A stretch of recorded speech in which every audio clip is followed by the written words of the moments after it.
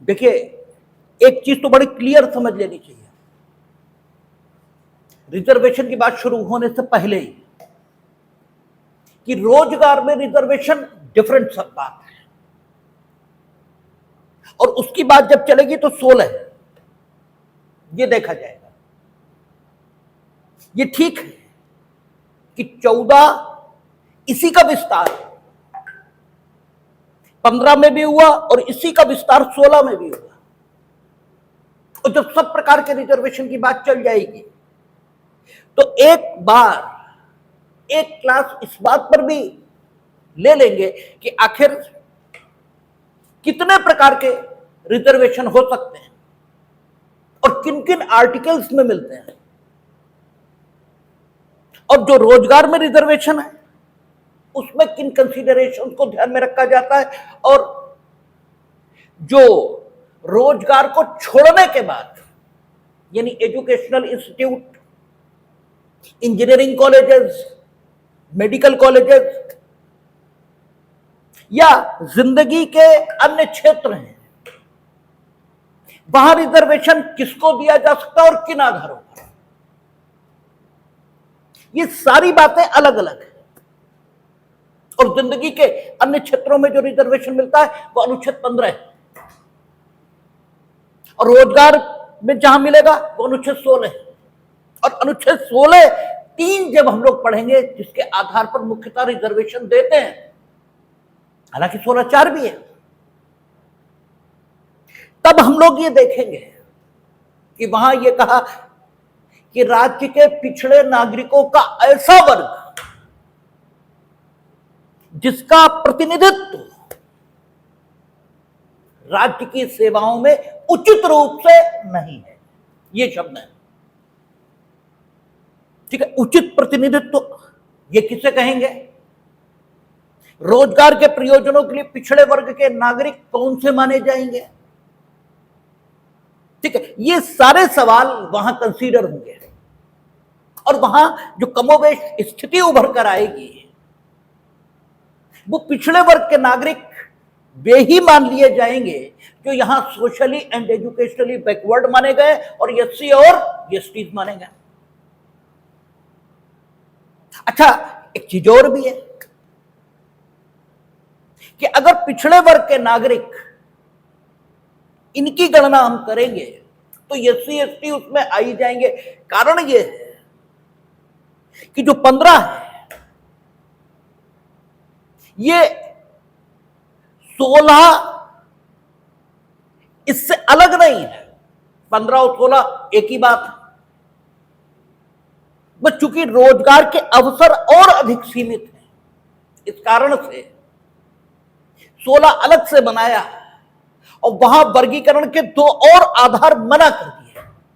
इसका मतलब चूंकि रोजगार के अवसर सीमित हैं इसलिए वहां वर्गीकरण की संभावनाएं जितनी घटाई जा सकती हैं उस तक घटाई गई हैं। इस कारण 16 अलग से बना है। इसके 15 में जो सोशली एंड एजुकेशनली बैकवर्ड मानेंगे और जो एससी एसटी मानेंगे उसे वहां राज्य के पिछड़े वर्ग के नागरिक मानेंगे ही मानेंगे, ठीक है। तो रोजगार की बात अलग और जीवन के अन्य क्षेत्र इनके लिए बात अलग ढंग से चलेगी, और जीवन के लिए के जो अन्य क्षेत्र हैं उनमें 15(4) और 15(3) इसके आधार पर रिजर्वेशन मिलता है। यद्यपि महिलाओं का जहां तक सवाल है तो उन्हें रोजगार में भी रिजर्वेशन 15(3) में ही मिलता है, यह बात आपको बताई जा चुकी है। क्यों? इसलिए क्योंकि 16 और 15 अलग अलग नहीं है, बस 16 इसलिए बनाया गया है क्योंकि 2 आधार और वर्गीकरण के प्रतिबंधित किए गए, बस इतनी सी बात है। और चूंकि वहां राज्य के पिछड़े वर्ग के नागरिकों के पक्ष में रिजर्वेशन करने के लिए अलग से उपबंध आ गया, इसलिए जहां तक पिछड़े वर्ग के नागरिकों का सवाल होता है उनके पक्ष में जब रिजर्वेशन रोजगार में करेंगे हम तो 16(3), 16(4), 16(4)A ये आर्टिकल्स देखे जाएंगे। लेकिन इनके पक्ष में यानी पिछड़े वर्ग के नागरिकों के पक्ष में जिन्हें 15 में socially and educationally backward SC and ST कहा है, उनके पक्ष में जब रिजर्वेशन रोजगार को छोड़कर देखेंगे तो 15-4 ये देखेंगे, क्योंकि महिलाओं की बात 16 में हुई नहीं और 16-15 से अलग नहीं। इसलिए जब विशेष उपबंध महिलाओं के पक्ष में अर्थान्वयित किए जाते हैं तो वहां रोजगार और जीवन के अन्य क्षेत्र ये सब शामिल मान लिया जाता है। ठीक है, तो जब हम socially and educationally backward SC ST इनके पक्ष में रिजर्वेशन की बात करेंगे तो 15-4।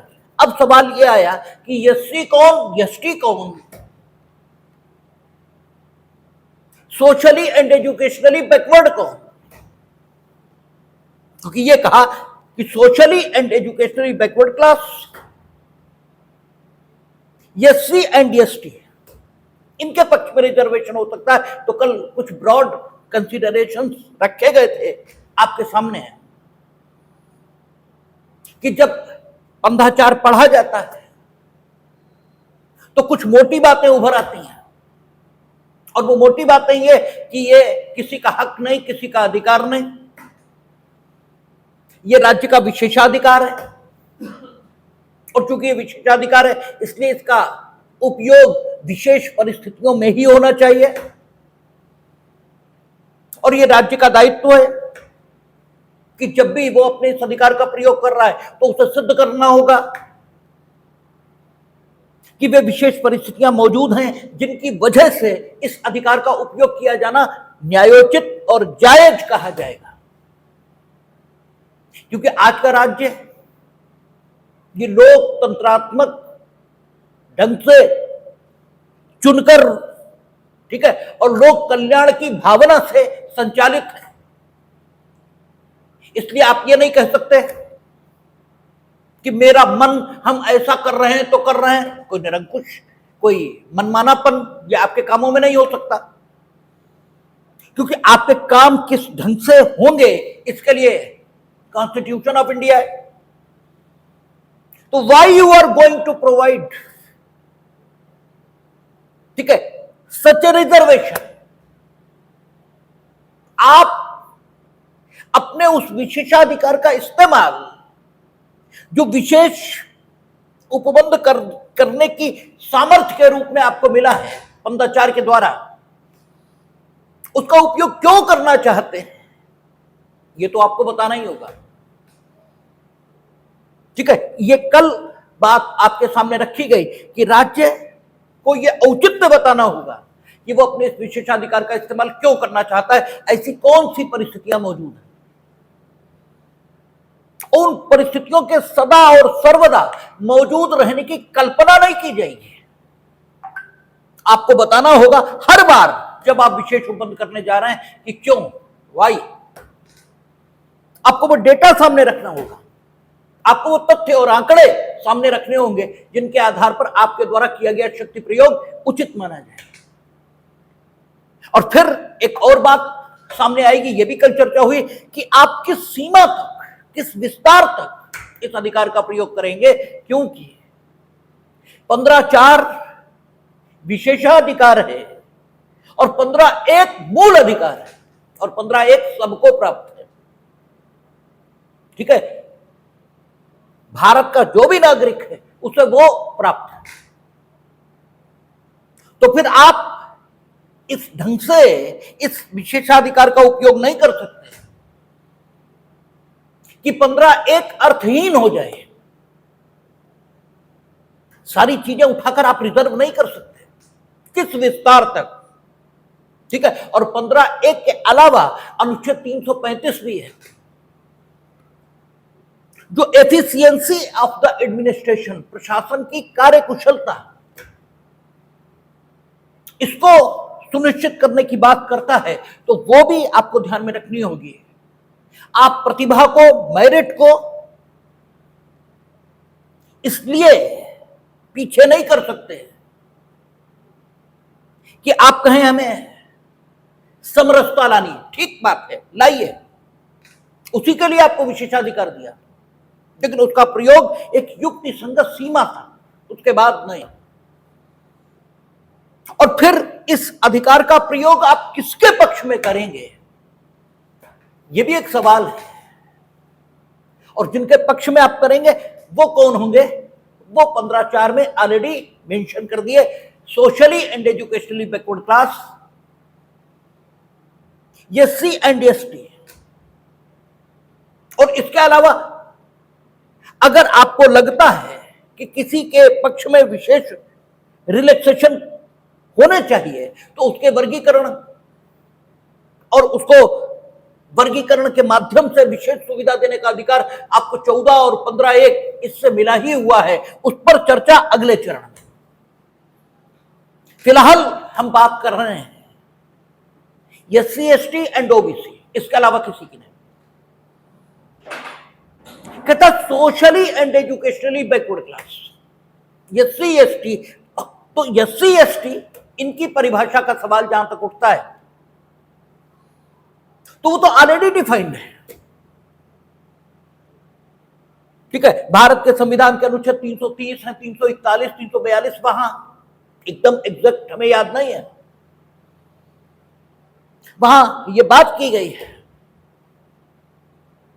कि भारत के राष्ट्रपति उन वर्गों की पहचान करेंगे, पहचान करने के लिए कमीशन गठित करते हैं वो, ठीक है, कि कौन सी जाति इस हद तक सामाजिक दृष्टि से पिछड़ी है कि उसे अनुसूचित जाति या अनुसूचित जनजाति का दर्जा दिया जाना उचित होगा। वो इसकी जांच के लिए कोई तरीका अपनाए, लेकिन वो तरीके अपनाते हैं। अनुसूचित जाति और जनजाति आयोग हैं, उनके कॉन्स्टिट्यूशनल स्टेटस हैं, ठीक है, वे लगातार रिसर्च करते हैं और डेटा जो कलेक्ट होगा उसके आधार पर एक ऑल इंडिया बेसिस पर लिस्ट बन जाएगी। और उनमें भी अगर किसी विशेष मामले के लिए किसी विशेष स्थान के एससी एसटी या ओबीसी के साथ कोई वर्गीकरण करना जरूरी होगा तो राष्ट्रपति महोदय स्वयं वो वर्गीकरण कर देंगे। जैसे अनुच्छेद 330 आप पढ़ेंगे तो वहां शायद शिलांग या किसी अन्य राज्य के, यानी एक पर्टिकुलर स्थान के क्षेत्र में जो जनजातियां निवास कर रही हैं उनको विशेष संरक्षण देने की बात हुई है। यानी एससी एसटी में जहां पर विशेष वर्गीकरण की जरूरत है वो कॉन्स्टिट्यूशन ने इटसेल्फ किया है। इसलिए किसी राज्य को एससी एसटी इस वर्ग की पहचान के लिए कुछ अतिरिक्त करना ही नहीं है, ठीक है। वो तो राष्ट्रपति की लिस्ट है, उसमें एससी एसटी डिफाइंड है। उनके पक्ष में आपको जो विशेष उपबंध करने हैं वो आप कर दीजिए, आपको कुछ नहीं करना है, ठीक है। और आप कोई वर्गीकरण उनके बीच करेंगे भी नहीं, क्योंकि कॉन्स्टिट्यूशन इटसेल्फ वर्गीकरण कर रहा है जहां पर आवश्यकता है, उसके अलावा कुछ नहीं।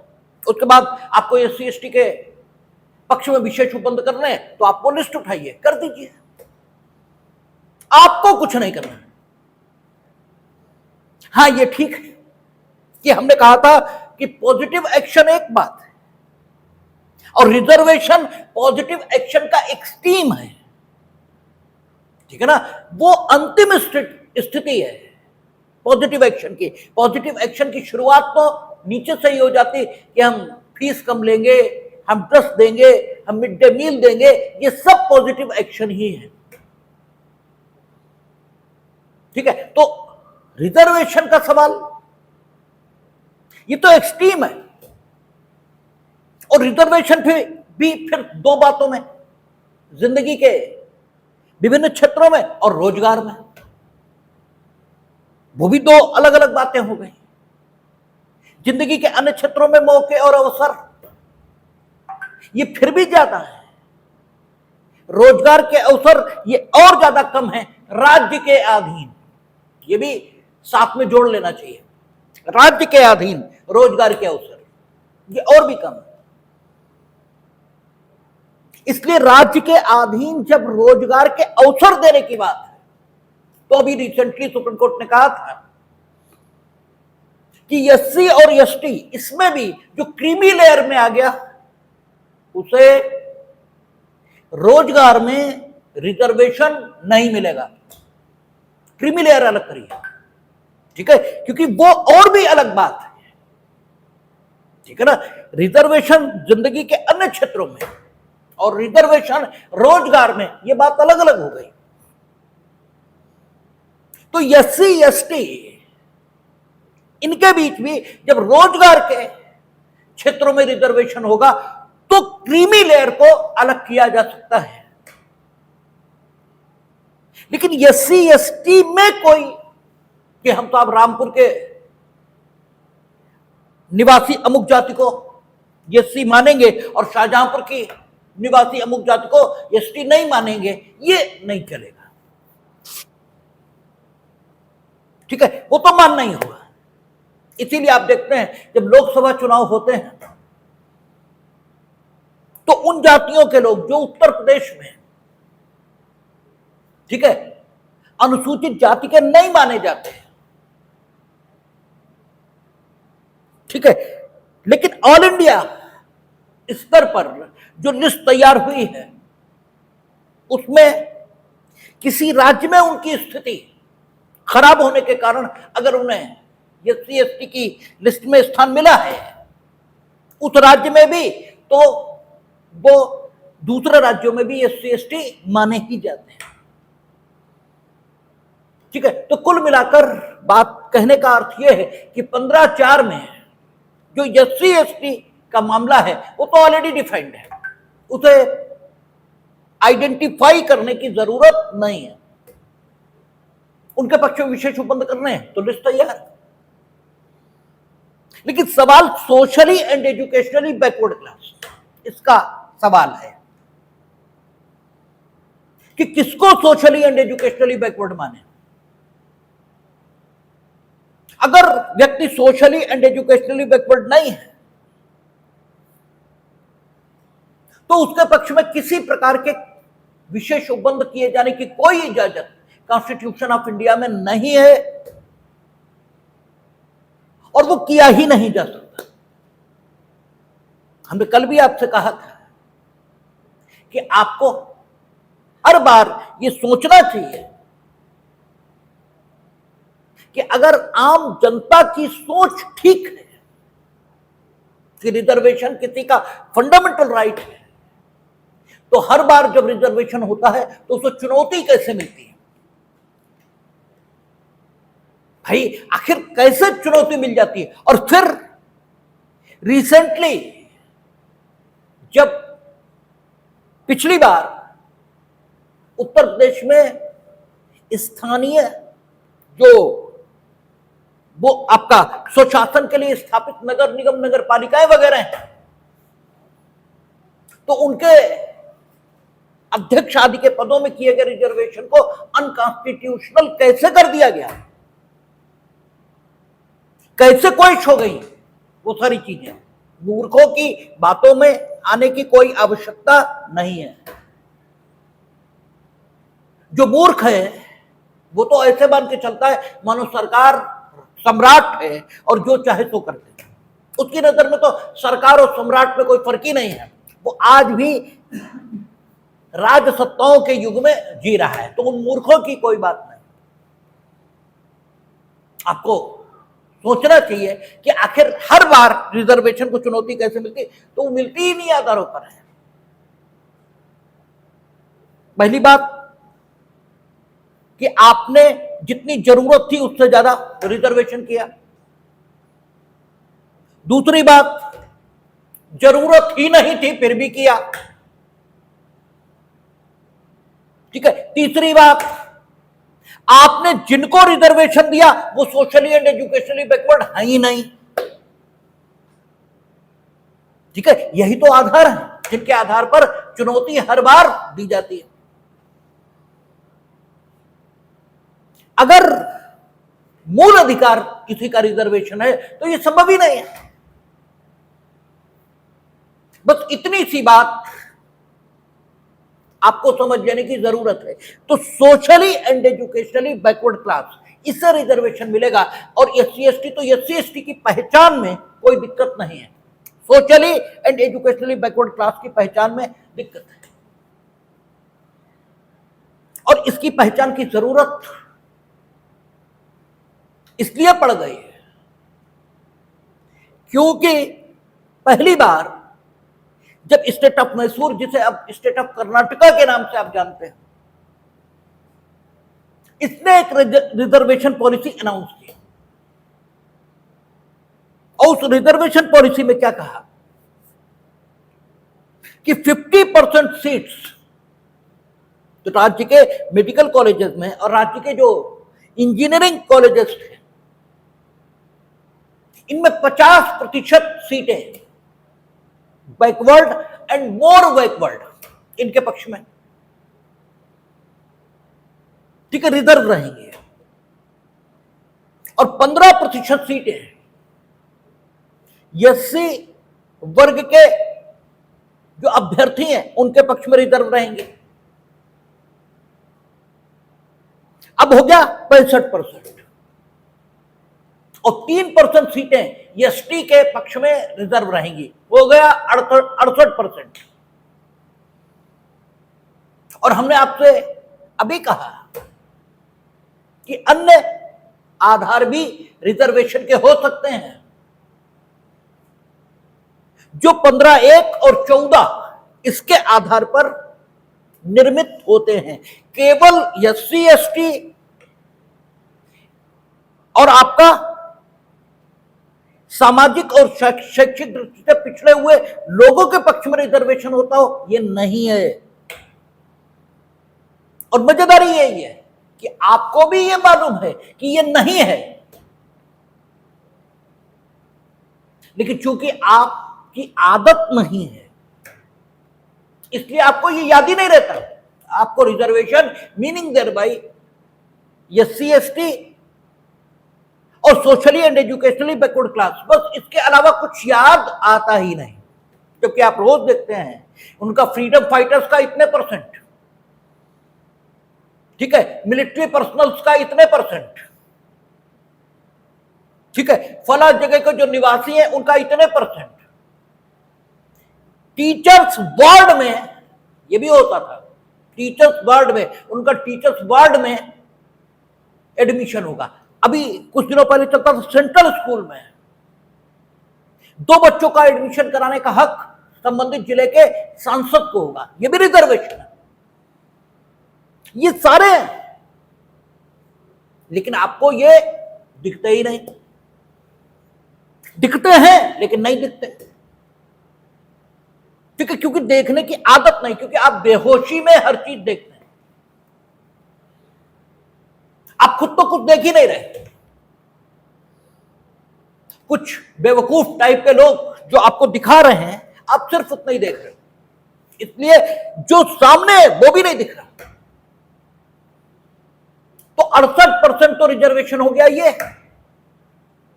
जो SC ST socially and educationally backward class इसके पक्ष में आ गया।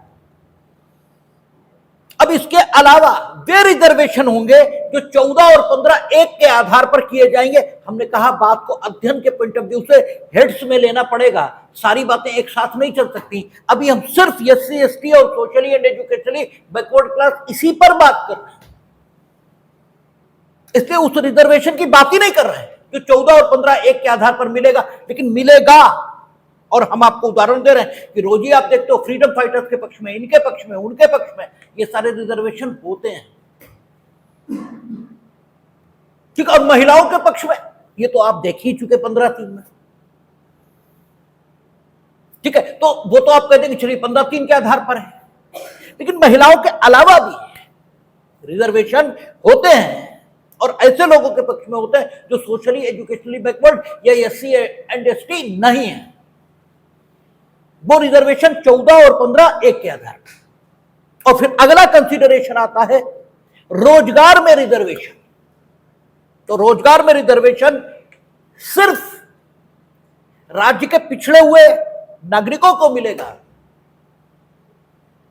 और वो भी उन्हें जिनका उचित प्रतिनिधित्व राज्य में नहीं है। लेकिन इस कथन का अर्थ यह नहीं कि बाकी लोगों को नहीं मिलेगा। वहां भी आप देखते हैं विकलांग को रिजर्वेशन, रोजगार में भी आप देखते हैं कि विकलांग का रिजर्वेशन। वो कैसे होता है? 14, 15, 1, 16, 1, ठीक है ना? वो होता है 14, 15, 1, 16, 1, इनको एक साथ पढ़कर। तो रिजर्वेशन के टोटल कॉन्सेप्ट को समझना पड़ेगा और वो स्टेप बाय स्टेप ही चलेगा। फिलहाल जो बात हो रही है वो सिर्फ socially and educationally backward class, SC and ST, और इसमें भी जो बात इस समय चल रही है वो रोजगार को छोड़कर, रोजगार की बात नहीं चल रही है, रोजगार को छोड़कर अन्य जीवन के क्षेत्रों में रिजर्वेशन और पॉजिटिव एक्शन, क्योंकि पॉजिटिव एक्शन का ही एक्सट्रीम रिजर्वेशन है। और यही इंदिरा साहनी में कहा भी, हमने कहा एक बात भी हम अपनी तरफ से नहीं कहेंगे, यही इंदिरा साहनी में कहा है कि पॉजिटिव एक्शन और रिजर्वेशन दो अलग बातें नहीं है। पॉजिटिव एक्शन का एक्सट्रीम ये रिजर्वेशन है और इससे कमतर पॉजिटिव एक्शन किसी वर्ग के पक्ष में लिया जाए, यह भी संभव है। तो आपका जो इस समय बात चलेगी वो SC ST, socially and educationally backward, जिनमें से एससी एसटी को पहचानना, आइडेंटिफाई करना बेहद आसान है क्योंकि उसकी ऑल इंडिया बेसिस पर लिस्ट है। यहां पहचान होनी है। तो हमने आपसे कहा कि स्टेट ऑफ कर्नाटका जो वर्तमान में, जो पहले स्टेट ऑफ मैसूर ये कहलाता था, क्योंकि कर्नाटका वो तो राज्य पुनर्गठन आयोग 1956 में जो बना, उसके बाद नाम बदले गए, वरना उत्तर प्रदेश को संयुक्त प्रांत, ठीक है, स्टेट ऑफ मद्रास तो स्टेट ऑफ तमिलनाडु था, ठीक है। भाषा के आधार पर जो प्रांतों का विभाजन हुआ तब ये नाम मिले हैं। कन्नड़ बोलने वाले केरल, ठीक है, राज्य के रूप में पहचाने गए, ठीक है, और आपका तमिल बोलने वाले तमिलनाडु और कर्नाटक में शायद मलयालम, जो भी स्थिति हो। हमने कहा जीएस हमारी कमजोर है, हो सकता भाषाएं हमने गलत बता दी हो, ठीक है, लेकिन ये नाम 1956 के बाद मिले हैं। उससे पहले तो स्टेट ऑफ सौराष्ट्र, जैसे स्टेट ऑफ गुजरात वर्तमान में, तो ये सारे नाम पहले रहे। तो स्टेट ऑफ मैसूर ने रिजर्वेशन किया राज्य के पिछड़े हुए नागरिकों के पक्ष में, पिछड़े हुए यानी सोशली एंड एजुकेशनली बैकवर्ड जिन्हें उन्होंने कहा, उनके पक्ष में। राज्य में जो मेडिकल और इंजीनियरिंग कॉलेजेस थे उनमें प्रवेश के उद्देश्य थे, और 68% रिजर्वेशन ये सिर्फ एससी एसटी ओबीसी, ठीक है, जो सोशली एंड एजुकेशनली बैकवर्ड के रूप में थे उनके पक्ष में किया गया। इसको चुनौती मिली और यह रिजर्वेशन मुख्यतः जाति के आधार पर किया गया था। कुछ जातियों को सोशली एंड एजुकेशनली बैकवर्ड माना गया था और जो आधार बताया गया था, दो बातें, socially backward and educationally backward, either socially और एजुकेशनली, ये नहीं है। कल ही आपसे कहा गया कि राज्य जो पक्ष ले सकता है नागरिकों का, वो किस आधार पर, जो सोशली एंड एजुकेशनली, जो कंजंक्शन है बीच में वो एंड है। इसका मतलब यह हुआ कि उस वर्ग में दोनों विशेषताएं होनी चाहिए जिसके पक्ष में आप रिजर्वेशन देने जा रहे हो। वो सामाजिक दृष्टि इससे भी पिछड़ा होना चाहिए और आर्थिक दृष्टि इससे भी पिछड़ा होना चाहिए। पहली चीज आपको यह समझ लेना चाहिए, सामाजिक दृष्टि से पिछड़ा कहते किसको, ठीक है, क्योंकि आप शब्द सुनते रहते हो, उसके अर्थ आपको नहीं मालूम होते, और सिर्फ शब्द सुनते रहने की वजह से आपको ऐसा लगने लगता है कि आपको अर्थ मालूम है। यही आपकी समस्या है, आपको कॉन्सेप्ट बिल्कुल नहीं होता है। जैसे उपहति क्या है और इंजरी क्या है, इनमें से कुछ भी आपको नहीं मालूम है। ठीक है, हर्ट क्या है, उपहति क्या है, इंजरी क्या है, इनमें से कुछ भी आपको नहीं मालूम है। ठीक है, लेकिन उपहति आपने सुना नहीं है और हर्ट आपने सुना है। ठीक है, इंजरी आपने सुना है, इसलिए आपको यह लगने लगता है कि अंग्रेजी में हमें कानून आता है, हिंदी में नहीं आता, जबकि आपको हिंदी और अंग्रेजी किसी में कुछ नहीं आता। आपने सिर्फ कुछ शब्द अंग्रेजी के सुन लिए हैं और दो फेमिलियर आप उनसे हो गए, इसलिए आपको लगता है कि वो हमें समझ में आता है, बाकी कुछ नहीं आता। हम पूछते हैं इंजरी, इसका मतलब क्या हुआ, तो आप बता दें इंजरी मतलब चोट। हम पूछते चोट मतलब, हम तो मंगल ग्रह के निवासी, हमें नहीं मालूम चोट क्या होती, चोट क्या होती, चोट मतलब, तो आपको कुछ नहीं मालूम है, चोट मतलब आप बता ही नहीं सकते। ठीक है, हम कहें हर्ट मतलब आप कहते हैं चोट, हम कहें फिर इंजरी और चोट, इसमें फर्क कर दो। इंजरी मतलब भी चोट हो, हर्ट मतलब भी चोट, फिर चोट क्या है और फिर इंजरी क्या है और फिर उपहति क्या है, तो आपको कुछ नहीं मालूम। हम पूछे संविदा क्या है, कॉन्टेक्ट, हम पूछे कॉन्टेक्ट क्या होता है, संविदा। हम पूछे कॉन्टेक्ट यानी क्या, ये तो बताओ, तो तुम कहोगे जैसे कि, आप तुरंत जैसे कि शुरू हो जाएंगे। ना आपको कॉन्टेक्ट मालूम है, ना आपको संविदा मालूम है, कुछ नहीं मालूम है। और वो इसलिए नहीं मालूम क्योंकि कॉन्सेप्ट ही नहीं है, और आपको लग ये रहा है कि हमें हिंदी और अंग्रेजी के कारण समझ में नहीं आ रहा। हम पूछे दुख क्या, सुख क्या, तुम तुरंत बताओगे सुख मतलब, जैसे कि, अब जैसे कि हम नहीं पूछ रहे, हम पूछ रहे सुख एग्जैक्टली क्या है, कब हम कहें कि हम सुखी हैं और कब हम कहें कि हम दुखी हैं। ठीक है, कुछ नहीं मालूम है आपको, और जबकि कुछ भी नहीं करना है। सुख का मतलब जिस स्थिति में हम रहना चाहते हैं वो सुख है, दुख का मतलब जिस स्थिति में हम नहीं रहना चाहते वो दुख है। तो कुछ नहीं करना है, लेकिन इसके लिए आपको होश से काम लेना पड़ेगा, थोड़ा होश संभालना पड़ेगा और होश से देखना पड़ेगा कि कब हम कहते हैं कि हम सुखी हैं और कब हम कहते हैं कि हम दुखी हैं। और होश तो ही नहीं, वो तो बेहोश है, और ये मानने में थोड़ा कष्ट होता है कि हम बेहोश हैं, इसलिए सारी बात चल रही। तो सोशली एंड एजुकेशनली बैकवर्ड ये कहा, एंड कंजंक्शन है। एंड कंजंक्शन का मतलब यह है कि जिस वर्ग के पक्ष में आप विशेष उपबंध करने जा रहे हो वो सोशली बैकवर्ड भी होना चाहिए, एजुकेशनली बैकवर्ड भी होना चाहिए। तो जरूरी यह है कि पता यह लगे कि सोशली बैकवर्ड का मतलब क्या होता है। सोशली बैकवर्ड का मतलब है कि जो समाज में उपलब्ध स्थितियां हैं, वो कोई नौकरी पाना हो सकता है, वो कोई शिक्षा अर्जित करना, समाज में उपलब्ध अवसरों आप प्राप्त करने में अक्षम है।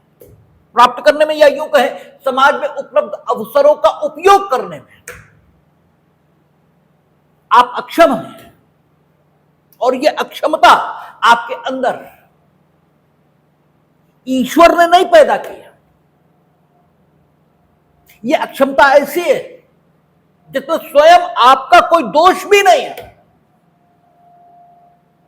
आपने वो अक्षमता पैदा नहीं की, लेकिन कुछ सामाजिक कारणों की वजह से वो अक्षमता आपके अंदर आ गई है, और उस अक्षमता की वजह से आप समाज में उपलब्ध अवसरों का उपयोग समाज के अन्य सदस्यों की तुलना में बराबरी के स्तर पर नहीं कर पा रहे। ठीक है ना। और कॉन्स्टिट्यूशन ऑफ इंडिया यह कहता है कि हम प्रतिष्ठा और अवसर की समता ये सबको देंगे, और प्रतिष्ठा और अवसर की समता सबको उपलब्ध करा देने का काम जो कॉन्स्टिट्यूशन ऑफ इंडिया ने दिया है वो राज्य के कार्यपालिकी अंग को दिया, और इसीलिए राज्य को परम संरक्षक कहा जाता है। वो नागरिकों का परम संरक्षक है। ठीक है, आपके मां बाप भी इसलिए आपके विरुद्ध, ठीक है, एक सीमा तक ही एक्शन ले सकते हैं, और वो भी सुधार के पॉइंट ऑफ व्यू से। ठीक है, आपको नुकसान पहुंचाने के पॉइंट ऑफ व्यू से नहीं ले सकते, और अगर लेंगे तो राज्य कार्रवाई करेगा, क्योंकि राज्य परम संरक्षक है। तो जब राज्य परम संरक्षक है तो राज्य का काम यह है कि अगर नागरिकों का कोई ऐसा वर्ग है जो समाज में उपलब्ध अवसरों का समाज के अन्य सदस्यों की तुलना में बराबरी के स्तर पर उपयोग नहीं कर पा रहा, और वो जो उपयोग न करने की स्थिति है, ये यूं कहें उपयोग के लिए जो आवश्यक क्षमता है उसे प्राप्त न करने में स्वयं उसका कोई दोष नहीं, तो राज्य से अपेक्षित यह है कि कुछ पॉजिटिव एक्शन उसके पक्ष में राज्य ले। लेकिन राज्य को यह इस्टेब्लिश करना होगा कि राज्य के जिन नागरिकों के पक्ष में वो विशेष कार्यवाही कर रहा है या कुछ पॉजिटिव एक्शन ले रहा है, उनके पक्ष में उस प्रकार का एक्शन लिए जाने की वाकई जरूरत है, ये उसे इस्टेब्लिश करना ही होगा। अगर वो ऐसा नहीं करता तो ये माना जाएगा कि वो अपने अन्य नागरिकों के साथ भेदभाव कर रहा है, ये माना जाएगा। तो इसलिए राज्य को हक तो है विशेष उपबंध करने का, लेकिन जस्टिफिकेशन चाहिए। उन्होंने कहा सामाजिक और शैक्षिक दृष्टि दोनों से पिछड़े, केवल सामाजिक दृष्टि से पिछड़े, शैक्षिक दृष्टि से पिछड़े नहीं है तो भी नहीं, विशेष उपबंध आप कर सकते हैं, क्योंकि आप शैक्षिक दृष्टि से तो आगे है ही, आप अपने सामाजिक पिछड़ेपन को दूर कर लीजिए। और अगर आप सामाजिक दृष्टि से पिछड़े नहीं है, सिर्फ शैक्षिक दृष्टि से पिछड़े, तो सामाजिक दृष्टि से जब कोई भेदभाव, कोई चीज समाज आपके साथ कर ही नहीं रहा है, तो अगर आप शैक्षिक दृष्टि से पिछड़े हैं तो आप अपनी आलसीपन या अकर्मण्यता इसके कारण पिछड़े हैं ना, तो आपकी अकर्मण्यता को पुरस्कृत ये तो नहीं किया जाएगा कि आप अकर्मण्य भी रहो और आपके पक्ष में विशेष उपबंध करके आपको पुरस्कृत ये भी कर दिया जाए, तो ये तो कोई औचित्य नहीं है इसका।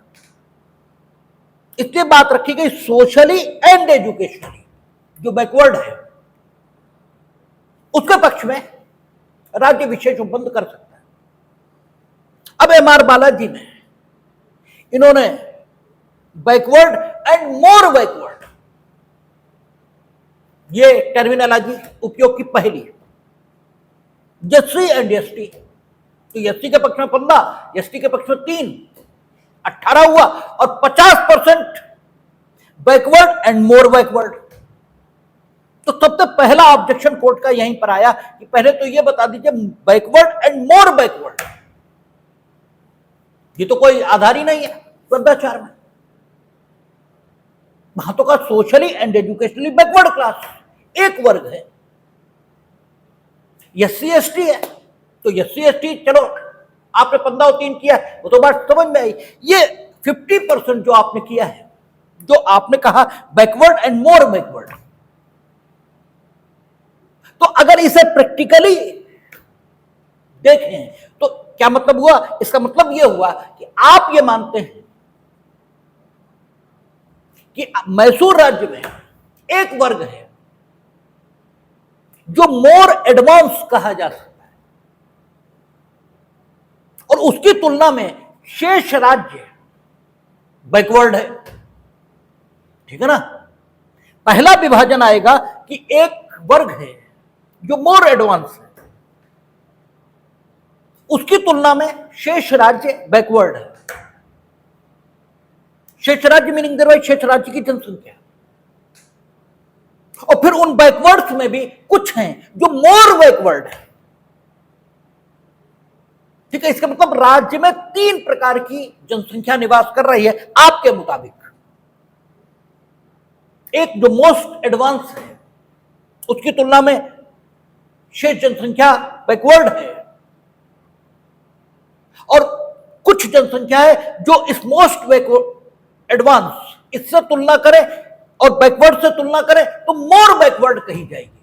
मोर बैकवर्ड इसलिए क्योंकि वो उससे भी ज्यादा बैकवर्ड है जो इन मोस्ट एडवांस की तुलना में बैकवर्ड है, ठीक है, उनसे भी ज्यादा बैकवर्ड है, इसलिए बैकवर्ड से ज्यादा बैकवर्ड और मोस्ट एडवांस की तुलना करें तो मोर बैकवर्ड इस कैटेगरी में आती है। तो उन्होंने कहा कि प्रैक्टिकली अगर एक समझदार आदमी इस तुलना को देखेगा तो 90% जनसंख्या आपके यहां बैकवर्ड और मोर बैकवर्ड की है, और 10%, ठीक है, एडवांस वर्ग की जनसंख्या निवास कर रही है। यह आपका प्रैक्टिकली कहना आता है। यह बिल्कुल ही नहीं माना जा सकता कि 90% जनसंख्या आपके यहां बैकवर्ड है, ठीक है, और केवल 10% जनसंख्या ये फॉरवर्ड क्लास में है, जो मोस्ट एडवांस कही जा सकती है। और इस ढंग का कोई विभाजन करने की अनुमति कॉन्स्टिट्यूशन ऑफ इंडिया देता ही नहीं। ये बैकवर्ड और मोर बैकवर्ड ये आपने किस आधार पर पहचाना है, ठीक है, वहां तो एक ही बात है, सोशली एंड एजुकेशनली बैकवर्ड। अब जो सोशली एंड एजुकेशनली बैकवर्ड है उसे मोर बैकवर्ड और लेस बैकवर्ड ये नहीं कहा जा सकता, ठीक है। उन्होंने कहा कि आपके हिसाब से देखें तो आपने तो वर्ग ऐसे बनाया, मोस्ट एडवांस, लेस एडवांस, ऐसे बना दिया है, तो ये मोर बैकवर्ड और बैकवर्ड का कोई विभाजन वहां नहीं है। दूसरा, आपने ये कहा कि हमने बैकवर्ड की जो पहचान की है और मोर बैकवर्ड की जो पहचान की, ये socially and educationally backward class को पहचान कर ही बैकवर्ड के रूप में इसे पहचान दी है। हमने जो बैकवर्ड शब्द का प्रयोग किया वो अपने यहां सामाजिक और शैक्षिक दृष्टि से पिछड़े हुए वर्ग के लिए ही किया है, यह आपका कहना है। तो आपने इस वर्ग की जो सामाजिक और शैक्षिक दृष्टि से जो पिछड़ापन है इस वर्ग का, उसको नापने का कौन सा तरीका अपनाया, ये बताइए। आप कहते हैं कि ये वर्ग वो है जो राज्य में सामाजिक और शैक्षिक दृष्टि से पिछड़ा है, और इसी को हमने पिछड़ा और अति पिछड़ा इस वर्ग के रूप में यहां मान्यता दी है और उसे 50% रिजर्वेशन दिया। तो आप ये बताइए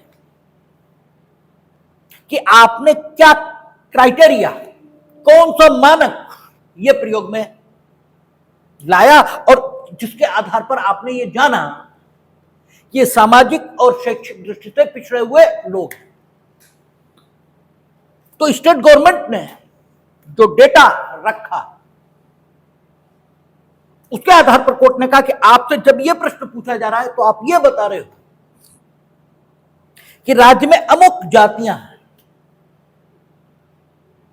जो सामाजिक और शैक्षिक दृष्टि से पिछड़ी हैं, उनके सामाजिक पिछड़ापन को जानने के लिए आपने कुछ किया ही नहीं। वो सामाजिक दृष्टि से पिछड़ी हैं, इसे जानने के लिए आपने कुछ नहीं किया। आपने सिर्फ इतना कहा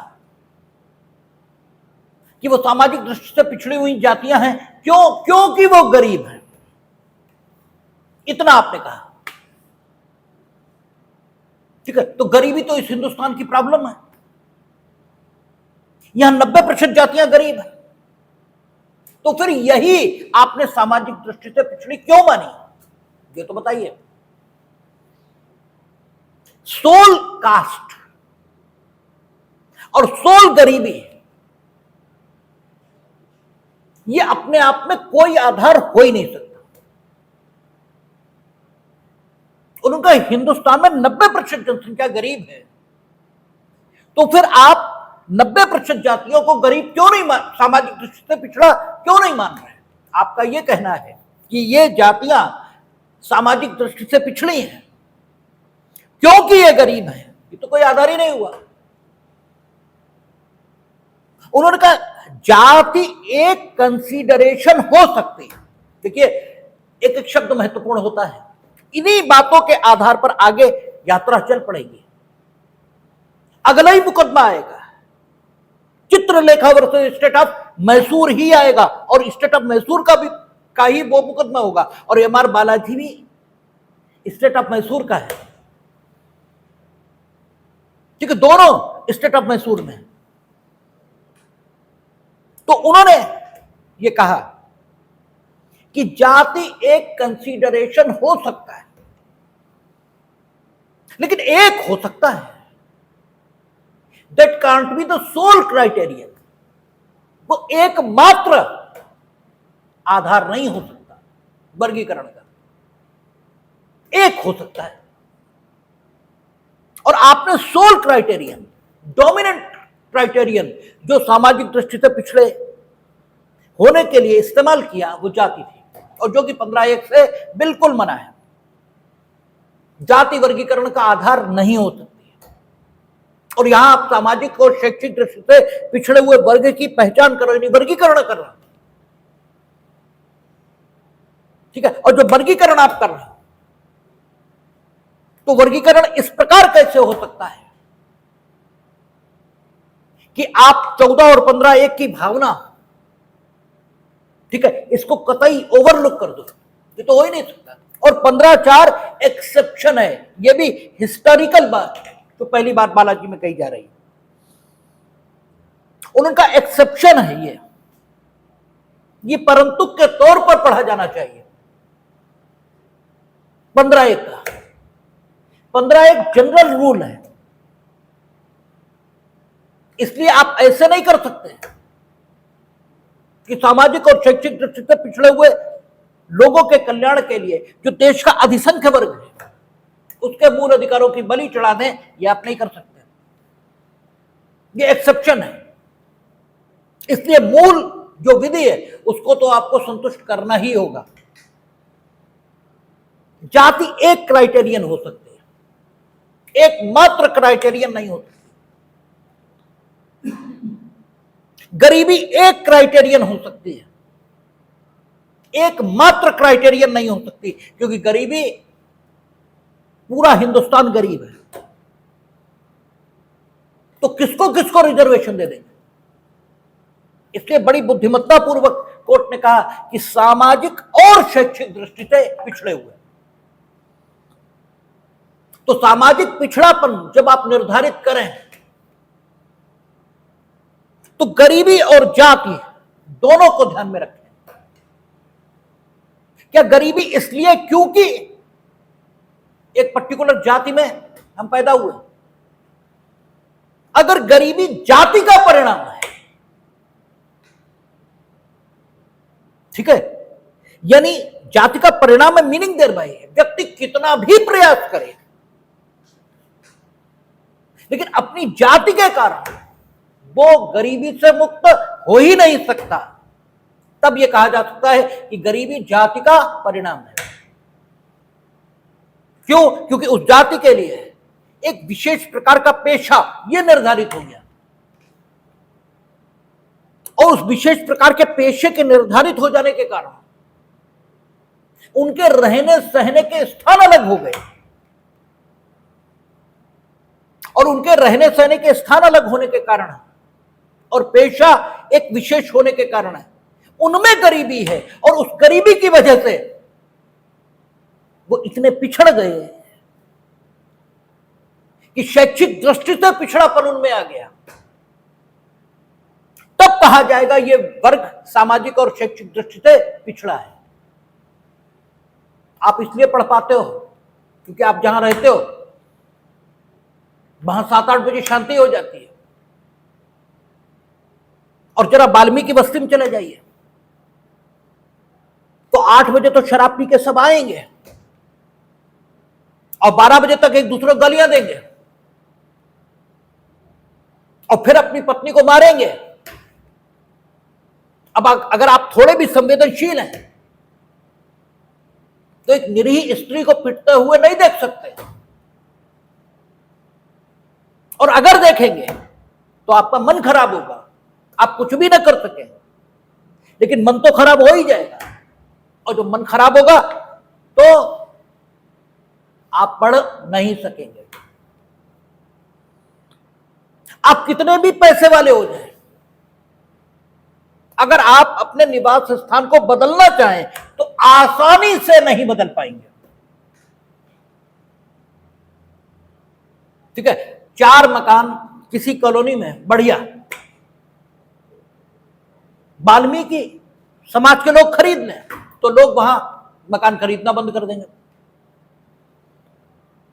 भले ही एफआईआर हो जाए, भले ही बड़े आंदोलन हो, ठीक है, और उनके बाद वो लोग वहां मकान खरीद भी ले, लेकिन एक सामान्य स्थिति नहीं आ सकती। और अगर ये सब हुआ और इसके कारण, ठीक है, वो मकान खरीद पाए, तो भी मनों पर अच्छा असर नहीं आएगा। ठीक है, ये हार्ड फैक्ट्स हैं, ठीक है, इनको ओवरलुक नहीं किया जा सकता। ठीक है, ये ऐसे तथ्य हैं जिनको बिल्कुल ओवरलुक नहीं किया जा सकता। देखिए, तर्क दोनों तरफ है, इसीलिए जो जिम्मेदार आदमी है उसे बड़ा सोच समझकर फैसले करने होते हैं, और इसीलिए कोर्ट केस में देर लगती है, बड़ी बड़ी समझदारी के साथ फैसले करने। एक और तथ्य यह है, और दूसरी ओर तथ्य यह भी है कि हमें अच्छे साइंटिस्ट चाहिए, हमें अच्छे टीचर चाहिए। हम सिर्फ इसलिए कि कोई किसी विशेष जाति का है उसे शिक्षक नहीं बना सकते, यद्यपि उसमें शैक्षिक योग्यता शून्य है, हालांकि हो यही रहा है, वो तो यही रहा। आप देखो ना, जिनमें शैक्षिक योग्यता छूकर जिन्हें नहीं निकली, छूकर वो टीचर बने बैठे हैं। क्यों? बलिहारी रिजर्वेशन की है। ठीक है, हम ये नहीं कह रहे कि सामान्य वर्ग में सब ऐसे ही लोग टीचर बने बैठे हैं जो शैक्षिक शिक्षक होने की योग्यता से युक्त हैं। हम ये नहीं कह रहे, हम दोनों तरफ की बात आपके सामने रख रहे हैं कि एक उस व्यक्ति की जिसे फैसले करने हैं उसकी मुश्किल क्या है। उसकी मुश्किल ये है कि एक और फैक्ट ये है, एक और फैक्ट ये है, अब क्या करें? तो बड़े सोच समझ कर फैसले करने होते हैं, इसलिए चीजों में देर होती है। तो एम.आर. बालाजी में कहा कि कास्ट में भी एक criterion, but it can't be a sole criterion. Poverty में भी a criterion, but it can't be a sole criterion. There should be a link between poverty and cast.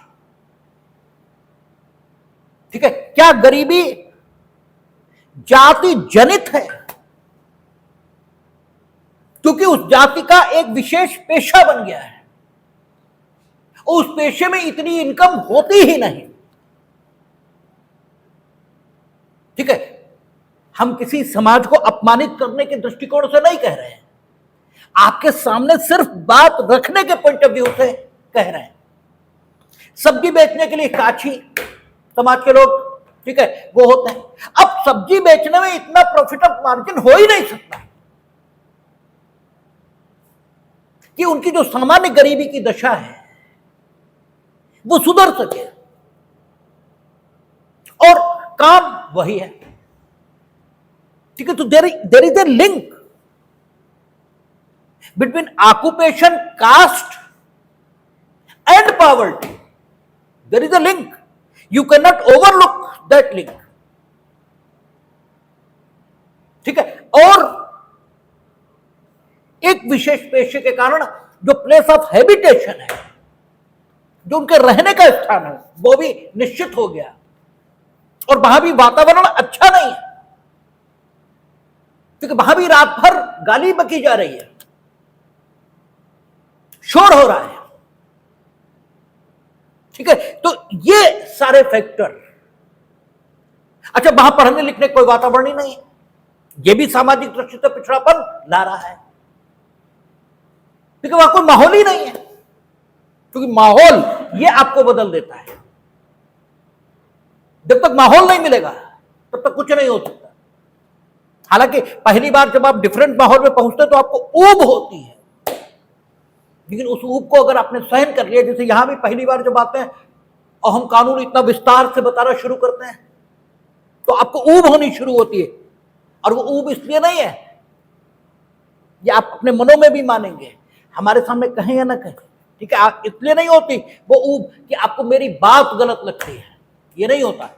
आपको अपने मन में लगता है कि हम तो बर्बाद हो गए, ठीक है, और फिर आप सुरक्षा अनुभव करते हैं उन्हीं मूर्खों के साथ बैठे, जबकि आप ये जानते हैं ये प्राणघातक और आत्मघाती है, इन्हीं मूर्खों के साथ अगर हम फिर बैठ गए, लेकिन वहां आप एक सामाजिक सुरक्षा अनुभव करते हैं क्योंकि आप भी उतना ही जानते हैं जितना वो जानते हैं, और फिर ना उनका कुछ होना है ना आपका कुछ होना है, जिनका होना है वो तो अलग ही बात है, ठीक है। तो माहौल एक बात है, लेकिन हां यहां जब आप रुकते हैं सारी बातें ठीक से आपके सामने आती हैं तो भी धीमे धीमे स्थिति परिवर्तित भी होती है, ठीक है। तो एक माहौल की बात होती है, वो जहां वो रह रहे हैं वो नहीं है वहां। तो एम.आर. बालाजी ने कहा there must be a link, there should be a link if you are going to decide the social wetness of any class, ठीक है। और उनका वर्ग इसकी बात की गई है, जाति की बात नहीं की गई, ठीक है। तो कास्ट में भी एक क्राइटेरिया,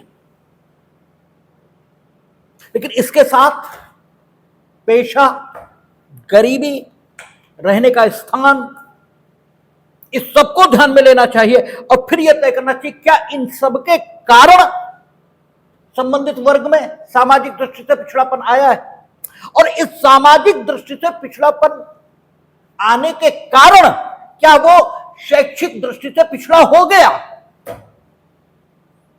एक है इच्छा से शैक्षिक दृष्टि से पिछड़ा हो जाना, और एक है हम चाहते थे न रहे, जैसे लड़कियों का मामला है, ठीक है, वो पढ़ना नहीं चाहती ये बात थोड़ी है, आप अपॉर्चुनिटी ही नहीं दे रहे, और अपॉर्चुनिटी न मिलने में उनका कोई दोष नहीं है, ठीक है। ये पिछड़ापन है जो आदमी को पॉजिटिव एक्शन के लिए एलिजिबल बना रहा है। तो उन्होंने कहा जाति, पेशा, गरीबी, प्लेस ऑफ हैबिटेशन, क्या ये व्यक्ति में सामाजिक दृष्टि से पिछड़ापन पैदा कर रहा है, और क्या इस सामाजिक दृष्टि से पिछड़ेपन के कारण आपने, ठीक है, उन्होंने शैक्षिक दृष्टि से वे पिछड़े हो गए।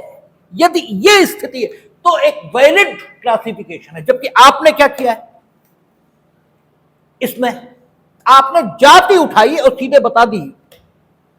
हो सकता है ये जाति सामाजिक दृष्टि से पिछड़ा वर्ग इसका निर्माण करती हो सकता है, क्योंकि वर्ग का मतलब होता है एक जैसी स्थितियों में रहने वाले व्यक्ति, ये वर्ग का मतलब होता है। और जाति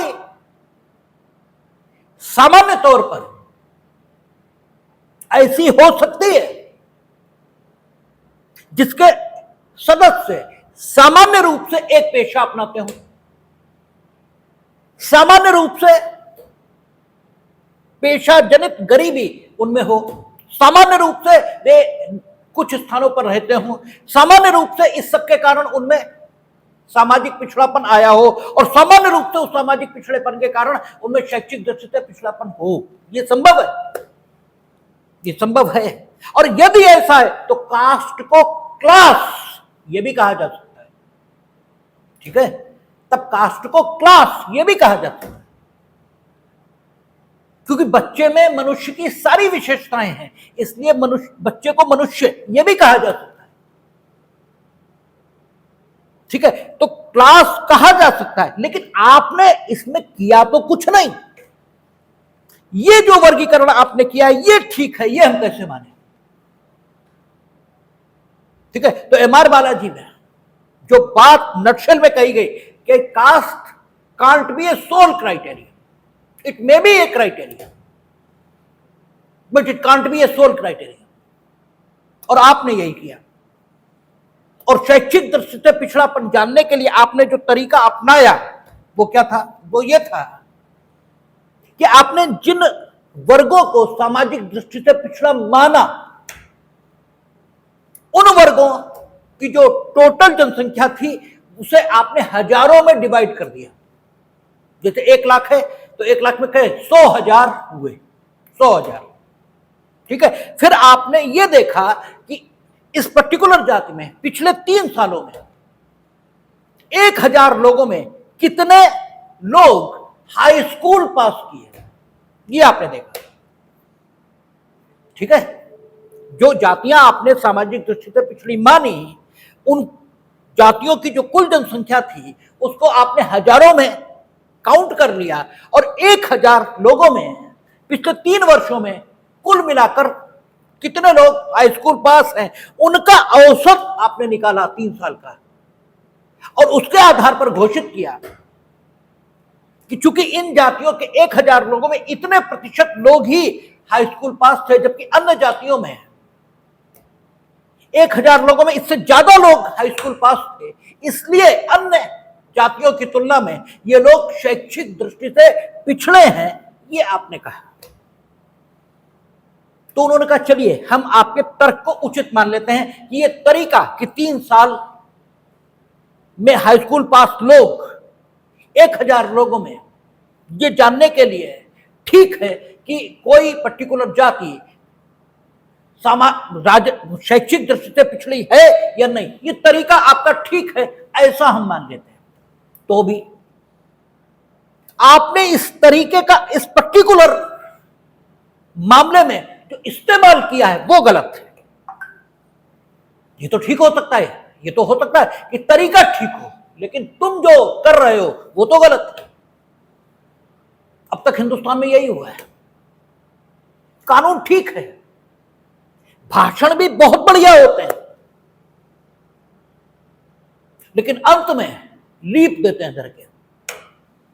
जैसे उच्चतम न्यायालय के मुख्य वो न्यायमूर्ति रहे हैं, उनका नाम हम नहीं लेते, वो नीच आदमी है चूंकि, वो लिख रहे थे जस्टिस यशवंत वर्मा पे, भाषण बहुत बढ़िया, बहुत बढ़िया, भ्रष्टाचार नहीं होना चाहिए और जुडिशरी में तो कतई नहीं होना चाहिए और ऐसा और वैसा और ये हो जाएगा तो ये हो जाएगा, लेकिन जस्टिस यशवंत वर्मा के खिलाफ कार्रवाई नहीं होनी चाहिए।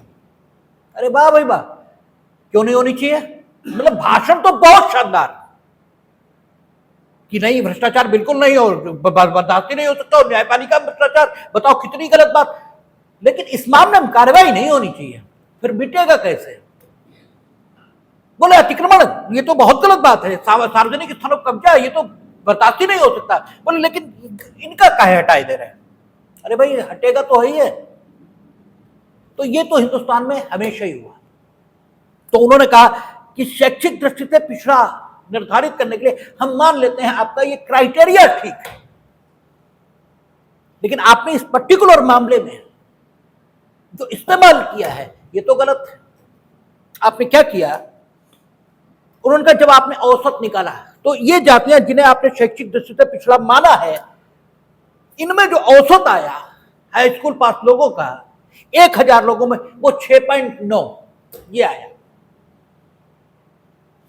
ऑन एवरेज 7 मान लें कि 7 लोग 1,000 लोगों में हाई स्कूल पास निकले। ठीक है, ऑन एवरेज 3 साल का जो निकाला, तो वे जातियां जो ऑन एवरेज 7 तक हैं, ये 7 से बिल्कुल नीचे है। ठीक है, यानी जिसमें 1,000 लोगों में 7 लोग हाई स्कूल पास निकले, वे आपने मानी। ठीक, चलो 7.1 जिनमें हाई स्कूल पास निकल आए, ठीक है, वो आपने शैक्षिक दृष्टि से पिछड़ी मान ली, यहां तक भी ठीक है। ठीक है ना, क्योंकि 7.1 नियर अबाउट चलो हम मान सकते हैं 6.9 है। ठीक है, और 6.9 से नीचे जो है वो आपने मानी, वो भी चलो ठीक है। लेकिन लिंगायत, उस पर्टिकुलर मामले में ये पाया गया था कि लिंगायत ये 7%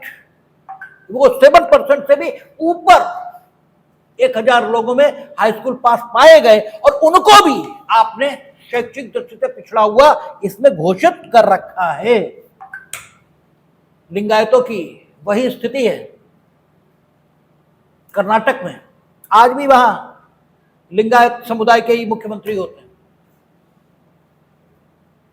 ठीक है। जो अपने यहां ओबीसी में कुछ जातियों के नाम नहीं लेंगे क्योंकि लोगों को बड़ा साहब हम आलोचना विषय बने, क्यों आप खुद ही समझ सकते हैं कि जो बिहार में और यूपी में पिछड़ी जातियों में सिर्फ एक ही जाति है, बस एससी एसटी में सिर्फ एक ही जाति है जो सारे रिजर्वेशन का लाभ लेती है, बाकी सब ऐसा ही है, ठीक है। तो ऐसे ही वहां लिंगायत लोग हैं, ठीक है ना। तो उनका ये लिंगायत आपने क्यों शामिल कर रखे हैं ये बताइए।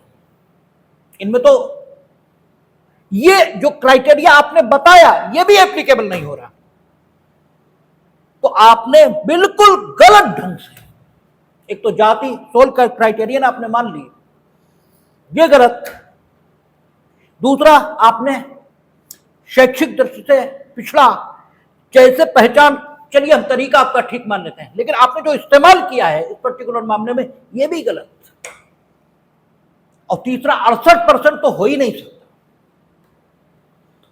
68% इसलिए नहीं हो सकता, एक्सटेंट ऑफ रिजर्वेशन ये भी गलत, क्योंकि 15(4) it is the exception of 15(1), ठीक है। And 51 is telling simply what can't be the ground of, ठीक है, classification, principle of classification, it emerge from the article 14, ठीक है। तो आप यहां पर जो वर्गीकरण किए वो केवल जाति के आधार पर कर दिए, जो 15(1) से बार्ड है, एक ये।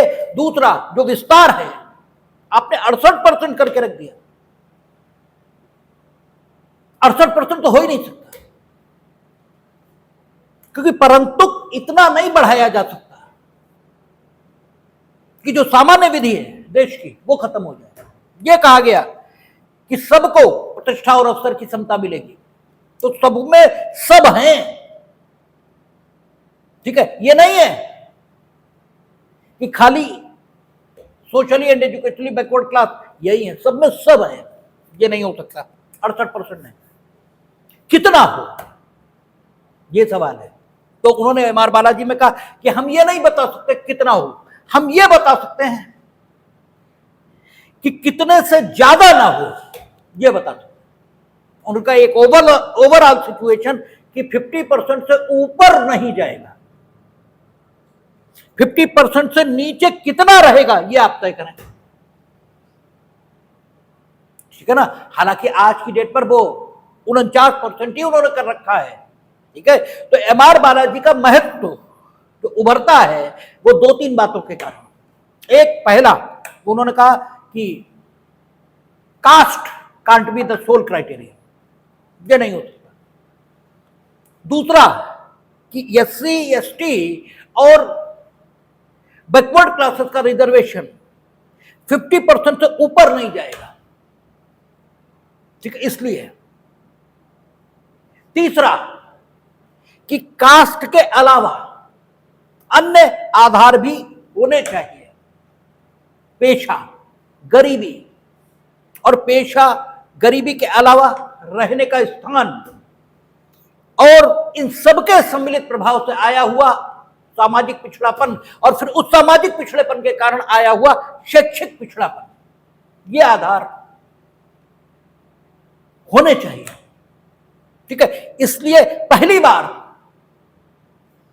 कास्ट से अलग हटकर सामाजिक और शैक्षिक दृष्टि से पिछड़ापन निर्धारित किया जाए, यह बात एम आर बालाजी में चली। इसलिए एम आर बालाजी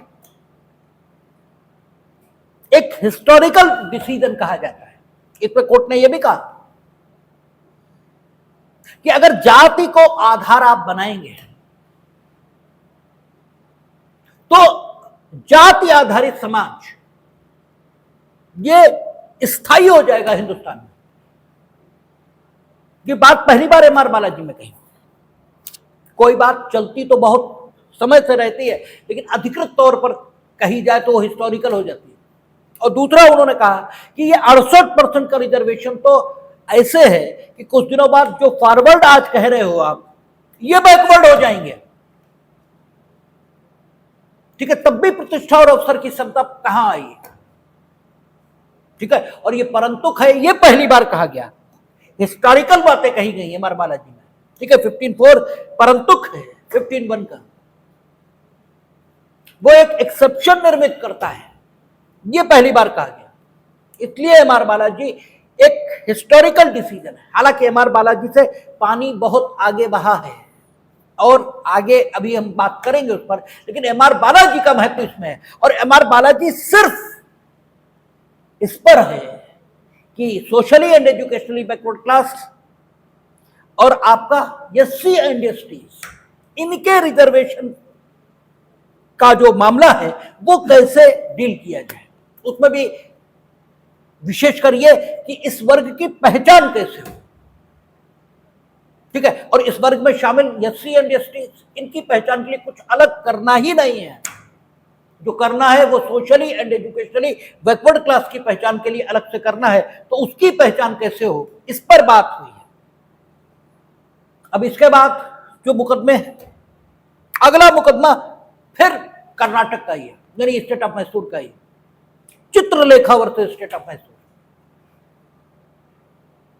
ठीक है, हमने कहा था 3 मुकदमे एक सीरीज में दिए जाते हैं और उससे तय होता है कि स्टेब्लिश लॉ आज की डेट पर क्या है। तो दूसरा मुकदमा चित्रलेखा, स्टेट ऑफ मैसूर ने एम आर बालाजी से सबक लिया और अगली बार उन्होंने socially and educationally backward class, इसकी पहचान के लिए जो क्राइटेरिया लगाया वो वही था जो एम आर बालाजी में कहा। उन्होंने क्या किया, उन्होंने कहा कि राज्य में वो वर्ग जो कि, देखिए कास्ट वर्ग भी हो सकता है, हमने कहा लगातार हम बोलते हैं कि एक कास्ट एक वर्ग भी है। क्यों? क्योंकि उसमें एक जैसी परिस्थितियों में रहने वाले लोग शामिल हैं। ठीक है, तो उन्होंने क्या कहा, उन्होंने कहा कि इस स्टेट में ऐसे वर्ग के लोग जो क्या करते हैं, 1200 रुपए साल कमाते हैं। आज की डेट में आपको 1200 रुपए साल बहुत कम लग सकता है, लेकिन ये मामले कब के चल रहे हैं, 1951, 52, 53 तब के। ठीक है, और 51, 52, 53 में तो 75 रुपए, 70 रुपए, 100 रुपए तनख्वाहें होती थी। वो वर्ग जो 1200 रुपए साल में कमाता है, इसका मतलब उस समय भी वोट बैंक की राजनीति चल रही थी, क्योंकि 52, 53, 54 में 1200 रुपए बहुत हो गए। ठीक है, लगभग सब आ जाएंगे इसमें, लगभग सारा वर्ग आ जाएगा। ये जानबूझकर रखा गया वर्ग, मतलब एक्चुअल पहचान नहीं हो रही गरीब की, ये जानबूझकर वोट बैंक के पॉइंट ऑफ व्यू से फिक्स की गई गाइडलाइन है। ठीक है, लेकिन ताकि कोई भी उस वर्ग से बाहर जाए ही ना, जैसे क्रीमी लेयर की पहचान करते हैं कि साहब क्रीमी लेयर में ये चीजें जिनमें है वो क्रीमी लेयर में नहीं है। अब उतनी बातें आईएएस को भी देखोगे वो भी क्रीमी लेयर में से बाहर हो जाएगा। ठीक है, क्रीमी लेयर डिसाइड करने के लिए ऐसा क्राइटेरिया रखेंगे कि कोई उसमें आएगा ही नहीं। जब तक वो धीरू भाई अंबानी बराबर का बड़े आदमी ना हो, पैसे वाला ना हो, तब तक आएगा ही नहीं, तो कर लो बाहर। ठीक है, तो ये रहता है। तो उस समय कहा कि 1200 रुपए साल जो कमाता है, और पेशा उसका क्या है, खेती, एग्रीकल्चर। ठीक है, आपका इंफीरियर सर्विसेज, ठीक है, सफाई आदि इंफीरियर सर्विसेज। ठीक है, छोटे व्यापार, पेटी बिजनेस। ठीक है, और अन्य कलात्मक ढंग के काम वो करता है, आर्टिस्टिक, जैसे सुनार है, ठठेरा है, बर्तन बनाता है, कुम्हार है। ठीक है, आर्टिस्टिक काम करता है इस वर्ग के लोग। अब बर्तन बनाने का काम कोई भी कर सकता है। ठीक है, एक जाति के लोग एक पर्टिकुलर वंशानुगत तरीके से वो करते हैं, लेकिन कर तो कोई भी सकता है। तो उनका 1200 without any reference to caste, ठीक है, without any reference to caste. They have identified the socially and educationally backward class on the basis of occupation and income. ठीक है ना. यहां जो पहचान की गई socially and educationally backward class की, वो किस पर? ऑक्यूपेशन और इनकम. 1200 रुपए वार्षिक आय और ये व्यापार. ये लोग जो हैं ये सोशली बैकवर्ड क्लास माने जाएंगे. अगर इनमें एजुकेशन का स्तर भी डाउन है तो ये सोशली एंड एजुकेशनली बैकवर्ड माने जाएंगे. कास्ट पूरी तरह छोड़ दी गई. इसी पर चुनौती मिली और ये कहा गया कि एम.आर. बालाजी में कहा था caste can't be a sole criteria but it is a relevant criteria. ठीक है. And now the state has totally ignored, ठीक है, the caste. That is why this classification can't be said according to the mandate of M.R. Balaji. That is why it is unconstitutional. This is the argument, okay, raised by the petitioner, but the court has answered in negative, and they have held that the classification is constitutional. कैसे हुआ, क्या हुआ? ठीक है, आप लोग बैठे रहेंगे.